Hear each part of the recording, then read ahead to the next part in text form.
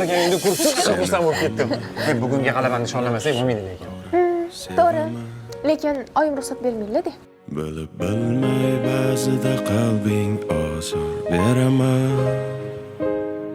Xasta bo'lib qolsang gar aniq ado bo'laman. Men e'tiboringiz uchun qancha musobaqalarda g'olib bo'lganman. Kurashchiligimni sizdan chiqarib qo'ydingizmi? Sen kurashchimisan? Ha, kurashchiman. Men ham kurashchiman. Oyijon, yetib bermoqmiz, oyijon. Hay. Voy, o'lak, voy Sharmanda, nima bo'ldi endi o'zi? O'zga yorlar kulgulari darmon emas. Boshqa birov sendek bo'lolmas.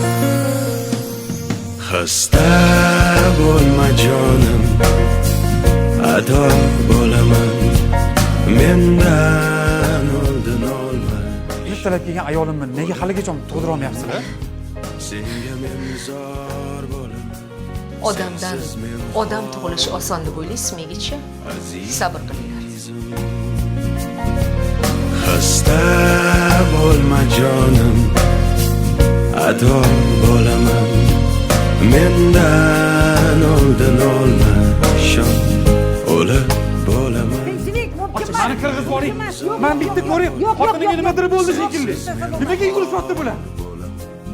Azizim, Uni o'pkasi zaif ekan. Narkozni ko'tara olmasdan yorildi. Hozir apparatga olib qo'yganmiz. Bo'lmagan gap. U hech qachon sog'lig'idan shikoyat qilmagan. Qanaqasiga o'pkasi teshiladi? Balki narkoz noto'g'ri qilingandir. Buni tagiga yetamiz. Bu yerda bir gap bor.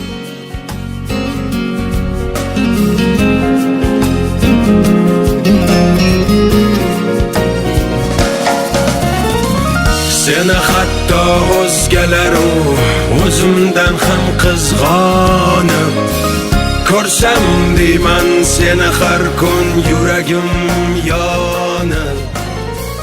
Gohida men o'zim rost so'zlardan ham tonib. Chidam. Qaroqman kerak. Kasal bo'lma iltimos, yig'layman sensiz qoling. Xasta bo'lma jonim, ado bo'laman. Mendan oldin olma, ishon, o'lik bo'laman. Senga men zor bo'laman, sensiz men xor bo'laman.